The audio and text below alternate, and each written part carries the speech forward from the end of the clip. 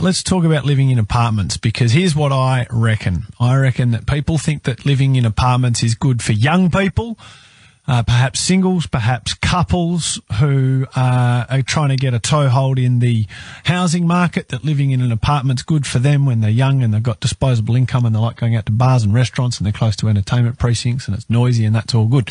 Or they're for people who are empty nesters. The kids have gone. They don't need the big house with the big backyard. They want to simplify. Perhaps they travel, something they can lock up and leave. What about if you're right in the middle? If you are of child rearing age, if I can put it that way, you've got the kids at home. Would you live in an apartment? 922 118 82. Do you live in an apartment? My next guest has given it a go. It's interesting how she's given it a go with her family. Amanda Shipton is an urban planner. Amanda, good morning. Good morning. Where you been living? So we had a fabulous opportunity to move in with my two primary school aged children to the Oracle Apartments, which are in the city on the corner of Stirling and Aberdeen Street, so really right in the centre.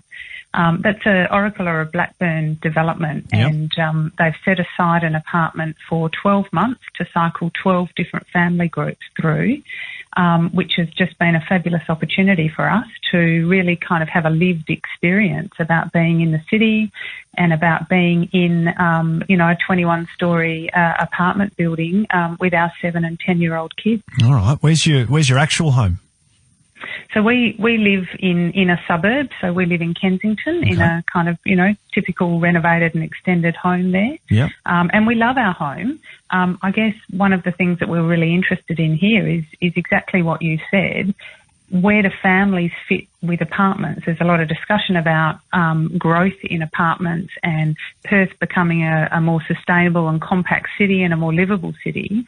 And exactly as you introed the discussion, I was really interested in understanding who's going to be living in these and where families fit in that mix. So describe the apartment that you've been living in for a month.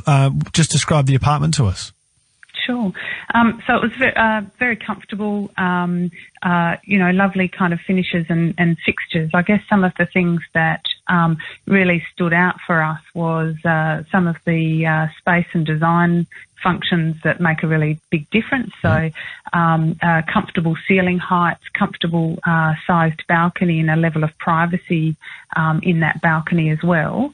And being in a corner unit, it had good cross ventilation as well, so we could actually have openable windows in the bedrooms, big sliding doors to the balcony, which made a big difference. I guess one of the distinctions between where we normally live and where we did live was that we moved our family of 4 into a 2-bedroom apartment. Okay. So, we always knew that was perhaps going to be smaller than something that we would take up full time. Yeah. But I have to say that it was less of a compromise and less of a sense of us living on top of each other than I thought it may have been. Where do the kids sleep? Are they both in the same room? So they did share a room. Are they happy with that? And, I think for the time that we were there, I think that they were happy with it. To be honest, there was a lot of cubby house building in that room, so they perhaps didn't mind it as much as you think. Well, see, I mean, maybe that's a funny thing, isn't it? Because a lot of families live in such big houses now, certainly compared to perhaps the houses that they even grew up in. Maybe, you tell me, living in a smaller apartment brought everyone closer together.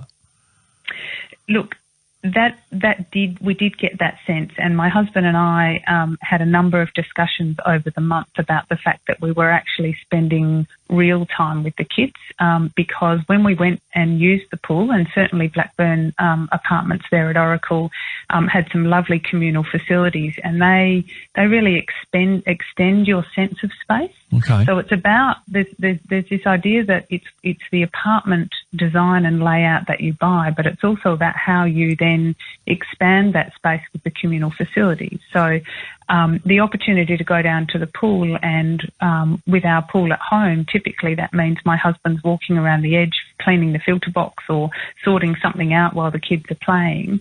And the real kind of contrast for us here was that we were actually engaged with them while they were there, rather than actually doing a job in the backyard while they were playing. Something to be said for letting someone else maintain the pool.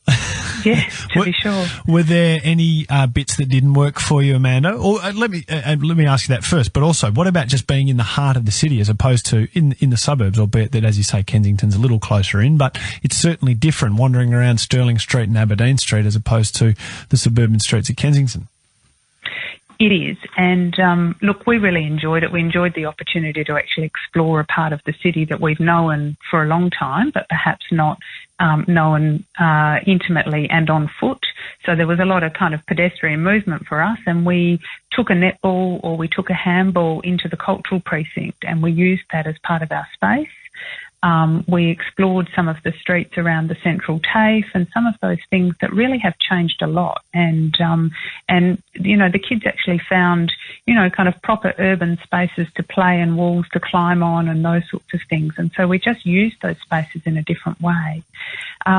It's true that there were some adjustments. We have a lovely kind of neighbourhood where we live, and everybody knows each other, and the kids have a network of friends here. And so perhaps the biggest contrast, and one of the things that I guess is a takeaway for me, is that it's about families making decisions, but you need an abundance of families to make that community. Yep. And so what we were looking for, and granted we were only there for 4 weeks, but we were looking for those other kids in the hood, if you like. Yep. And so what I'm really interested in, and one of the takeaways for me here, is that there's this fabulous opportunity if we get an upswell of people actually making this choice for that cohabitation, and you get that same sense of a vertical community and kids going in and out of each other's apartments and having those friendship networks the same way they do currently in the suburb, and there's no reason that can't happen. All right. The streets of Perth/Northbridge kid friendly?